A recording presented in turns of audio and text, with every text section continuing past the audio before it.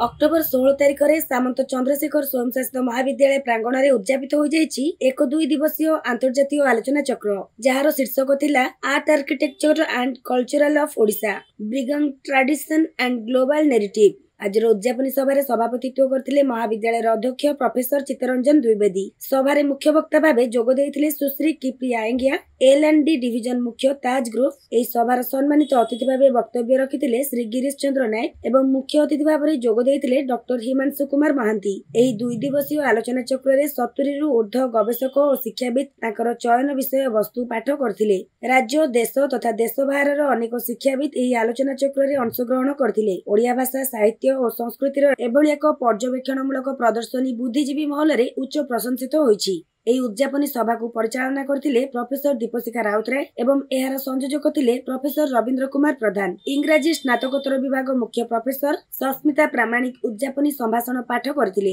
सभा सांग हेबार घोषणा सह धन्यवाद अर्पण करथिले प्रोफेसर सुभाषिष नंद।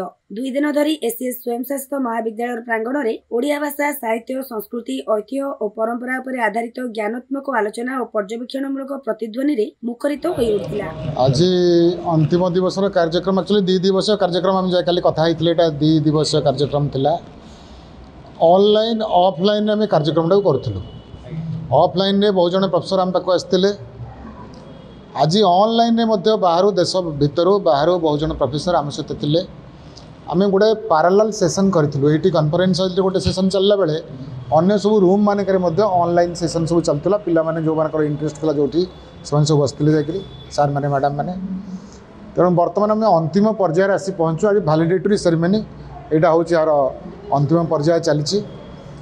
ये आमर लोकल गेस्ट मैंने सब आमर केमिति आम 2 दिन धरिक कलु प्रोग्राम टाक तार गोटे आत्मविश्लेषण कार्यक्रम ये एवं आम जहाँ देखुचु जे पिला माने सार मैंने आम जो उद्देश्य रखिक कामटा करूँ जे आमर कला संस्कृति को आम जमी बाहर पहुँचे पारिबा वो पिला माने तांको पाठ बही छड़ा बाहर दुनिया को केमिति शिखिबे देखिबे वो एटू पास करी गला परे केमिति से माने जाइकरी गोटे आत्मनिर्भरशील जीवन मध्य तैयारी करि परिबे निज पई से इतरे आमे संतुष्ट अछु।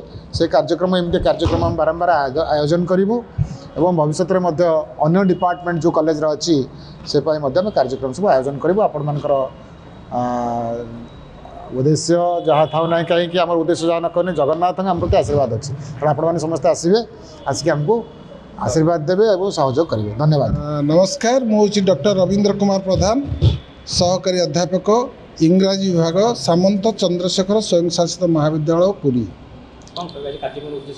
आज एक्चुअली आमर गतकाली आज 2 दिन थिला आंतर्जातिक सम्मेलनी art architecture and culture of Odisha bridging traditions and global narratives गोटे विषय वस्तु नहीं होता। एथिरे सारा भारत रु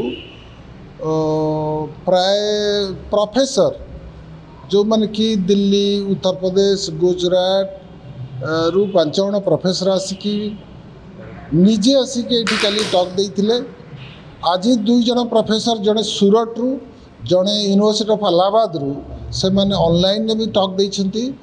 गतकाली आज भितर प्राय 70 रु ऊर्ध्व अध्यापक प्राध्यापक प्रोफेसर माने प्रायतः तांकर पेपर पठन करिछंती। इतिमध्य काली कहिथिले जे हमर गोटे बुक ऑफ एब्स्ट्रैक्ट पब्लिश होईची डिपार्टमेंट रो 2 जण अध्यापकଙ୍କର बही उन्मोचन होइतला।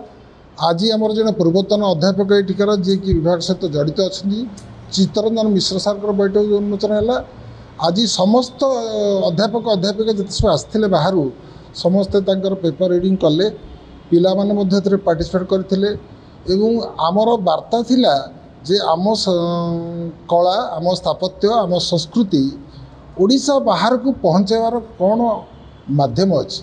प्रकृत में आमर जो 70 रु ऊर्ध्व अध्यापक मैंने पेपर प्रेजेंट कले से माने केमिति एटा आमर कला स्थापत्य संस्कृति बाहर को जाई परिबो। अतीत में विभिन्न कवि लेखक ऐतिहासिक स्थापत्यकार कौन एथि सब प्रयास करिसेंती ताकू आमे विश्व दरबार में पहुँचाई चेष्टा करिछु। आमे आमर 2 दिनिया अंतर्जातीय सम्मेलन में आमे सफल होइछु बोली आमे आशा करूँ।